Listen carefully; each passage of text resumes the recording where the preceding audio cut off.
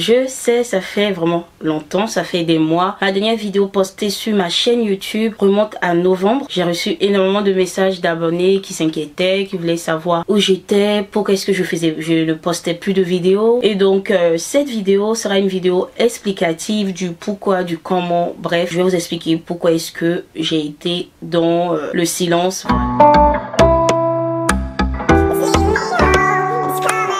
Hello mes colorés, j'espère que vous allez bien. Je suis super ravie de vous retrouver pour une nouvelle vidéo dans laquelle je vais vous relater un peu mon premier trimestre de grossesse. Donc voilà, je suis enceinte, d'où mon absence, d'où mon silence. Si vous êtes nouveau sur ma chaîne, que n'êtes pas encore abonné, n'hésitez pas à le faire avec à cliquer le bouton rouge qui est tout en bas, s'abonner et voilà. Lorsqu'on est enceinte pour la première fois, qu'on n'a pas un autre bébé dont il faut s'occuper, la grossesse, je trouve qu'elle est différente parce qu'on a plus de temps pour soi. On peut dormir, on peut se reposer, on peut décider de faire ce qu'on veut. Mais lorsqu'on a deux enfants et qu'on est enceinte, je peux vous assurer que la grossesse est différente. J'ai commencé à ne pas bien me sentir en décembre. C'était pas vraiment grand chose. Je ne me suis pas vraiment écoutée parce que comme vous savez, décembre c'est une période qui est assez mouvementée du fait de Noël, du fait des anniversaires parce que en plus j'ai eu mes 30 ans en décembre. D'ailleurs je vous ai filmé ça mais je n'ai pas posté, donc je pense que je vais vous poster cela. J'ai également reçu en décembre la visite de mon père que j'avais pas vu depuis 10 ans. En 10 ans, c'est énormément de choses qui se passent et quand on se retrouve, franchement, je voulais vraiment lui accorder toute mon énergie, tout mon temps et tout. J'ai également vlogué sa venue en France et tout. J'ai pas mal de vidéos que j'ai fait que je vais genre faire le montage. Une fois que je fais le montage, je vais vous les poster même si elles sont déjà passées. Ça reste quand même des vidéos intéressantes à vous partager. Après mon anniversaire, bien évidemment, il y a eu Noël. Après Noël, il y a eu le Nouvel An. Donc bref, le mois de décembre, je l'ai pas vu passer. Par contre, en janvier, là où tout va se compliquer, c'est lorsque je commence à sentir l'odeur du café qui m'écoeure, mais à un tel point je me dis ah là là là, il y a quelque chose qui comment se fait-il que l'odeur du café te dérange? Bon, je me suis dit bon, après je bois pas de café donc c'est normal. Voilà, un parfum auquel je suis habituée, je mets le même tout le temps. Cette fois-ci quand je le mets, c'est purée, je préfère ne même plus le mettre. La nausée du matin, je ne mangeais plus, je vomissais tout ce que je mangeais, j'étais très malade. Donc là je me suis dit il n'y a plus de doute, j'ai fait un test de grossesse urinaire, donc c'était bon. Donc lorsque j'ai contacté mon gynéco, bien évidemment il y a eu le test sanguin et donc c'était confirmé que j'étais enceinte. Une fois que la grossesse a été confirmée, j'ai d'abord été fait la première écho planifié par la sécurité sociale en France. Après l'échographie, on a planifié du coup le cerclage. En fait, le cerclage, c'est une méthode qui permet de sécuriser la grossesse pour éviter des fausses couches tardives. Au fait, le cerclage, c'est à resserrer le col. Donc, le col est noué et on vous retire le cerclage que passer le 8e mois. Donc, j'ai été à l'hôpital et c'est toujours un moment difficile pour moi parce que je suis une personne, je ne supporte pas les aiguilles. Pour cette grossesse, l'anesthésie sur laquelle je suis tombée, il m'a dit qu'il ne préfère pas faire d'anesthésie générale, chose que j'avais eu pour Naomi. Ils m'ont dit non, qu'ils vont faire une anesthésie locale, donc qui s'appelle une rachi-anesthésie, qui est un cran au-dessus de la péridurale parce que c'est plus paralysant au fait. Sauf que la rachi, bien évidemment, ça passe au même endroit que la péri, donc dans le dos et autant vous dire que j'ai pleuré comme une madeleine.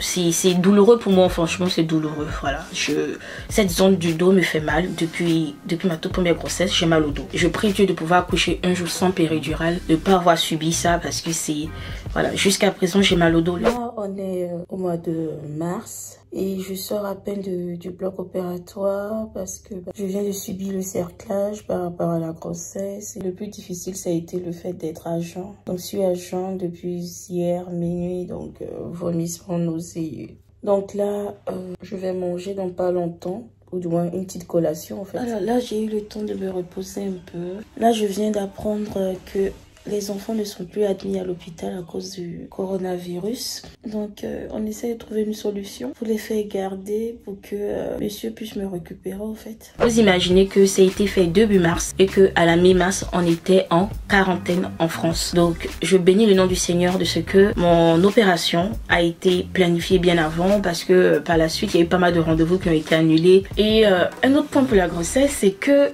j'ai le ventre qui a fait effet de forme. Il a gonflé, c'est énorme. J'ai le ventre qui a grossi, mais c'est comme si j'étais enceinte de, je dirais, 6 mois. Et du coup, l'inconvénient d'un ventre aussi gros, plein de début de grossesse, c'est que je n'ai plus de vêtements qui montrent. Je suis obligée de m'acheter des vêtements. Bon, actuellement c'est le confinement, donc je suis tout le temps en jogging. Donc voilà, je pense vous avoir tout dit sur mon premier trimestre. Ah oui, j'ai oublié un point essentiel, l'annonce de la grossesse aux enfants. Je pense que Noah, j'ai pas eu besoin de lui dire. J'ai senti qu'il commençait à régresser. J'ai senti qu'il pleurait beaucoup plus, même si c'est un bébé qui pleure déjà. Mais j'ai senti qu'il pleurait davantage. J'ai senti qu'il s'accrochait qu'à moi alors qu'il y a son papa au fait. Mais non, il avait les yeux que pour maman. Par contre, la réaction de Naomi a été assez étonnante. Il est dans le ventre de maman? Bah oui. J'aime pas les bébés. T'aimes pas les bébés? Dis non, trop bizarre. Pourquoi c'est Qu'est-ce qui est trop bizarre? Tu veux pas avoir des petites soeurs? Et les petits frères? Donc, on annonce la grossesse à Naomi. De mon cœur, je me dis, oh ça va, ma fille elle aime bien les bébés, elle est mignonne, blablabla. Voilà, les mamans quoi, elles ont toujours tant de qualificatifs pour leurs enfants. Ah ben non, lorsqu'on dit à Naomi que papa et maman vont avoir un bébé, elle n'est pas contente, mais du tout, non, ne cherchez pas Naomi, elle n'est pas contente, elle fait la gueule quoi. Et par la suite, lorsqu'on insiste, on lui dit, mais si, tu sais, puis dans tous les cas, c'est pas toi qui choisis, hein, c'est papa et maman qui choisissent ça. Donc, t'as pas grand chose à nous dire, au fait, on te dit que tu seras grande soeur. Après, ce qui m'a vraiment touchée, c'est qu'elle me dit, mais maman, tu vas avoir un autre bébé? Je dis, bah oui. Elle dit, mais Noah, il porte encore des couches. Donc, tu vas changer les couches à 2 bébés, toute seule. Donc je me suis dit, elle pense déjà à la condition de sa maman, à la fatigue physique, émotionnelle que sa maman va avoir avec 2 enfants si petits et tout. Donc c'est mignon. Une autre étape qui m'a fait du bien pendant ce premier trimestre, c'est l'annonce de ma grossesse sur Instagram. Alors donc là je vous retrouve quelques jours après mon opération. Donc on est en mode shooting avec les enfants et ma photographe pour pouvoir l'annoncer sur les réseaux sociaux et puis même pour moi-même.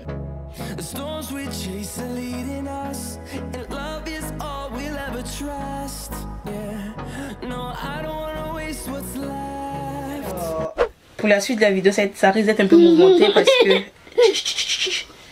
il y a Noah qui est là, donc il risque d'avoir un peu de bruit. Donc le fait de l'annoncer sur Instagram, ça a été vraiment libérateur pour moi parce que j'avais beaucoup de peur par rapport à mon passif en termes de grossesse. J'avais aussi peur du regard des autres parce que je me disais, si je m'expose, je vais forcément recevoir des messages du style, mais Kiki, pourquoi tu le fais? Pourquoi tu fais tel? Purée, j'ai 30 ans. À 30 ans, je ne vais pas continuer à penser ce que les autres pensent de moi en fait. À 30 ans, je veux pouvoir être libre, de pouvoir faire ce que je veux. Du moment où c'est en accord avec le Seigneur, où je sais. Donc voilà, c'est tout mon premier trimestre. Je pense avoir fait monsieur, tu fais pas de bêtises. Je pense avoir fait le tour de tout ce qui m'est arrivé pendant le premier trimestre. Et j'espère que ce partage vous aura plu et que vous serez ravis de me retrouver. Et comme je le dis, si vous n'êtes pas abonné à ma chaîne YouTube, n'hésitez pas à le faire. Cliquez sur le bouton rouge s'abonner qui est juste en bas. Vous pouvez me suivre sur les réseaux sociaux, donc sur Instagram, c'est de la couleur dans nos vies. Si vous avez des questions en rapport avec la grossesse, n'hésitez pas à me mettre ça en commentaire. Pour ma part, je vais faire de mon mieux pour être plus active sur YouTube, sur Instagram et tout. Revenir avec mes vidéos capillaires. Comme je vous ai dit, j'ai pas mal de vidéos capillaires que j'ai filmées et que il me faut juste faire le montage pour pouvoir vous présenter ça. Et du coup, moi je pense que je vous verrai très bientôt dans une autre vidéo. Donc je vous fais de gros bisous et je vous dis à bientôt.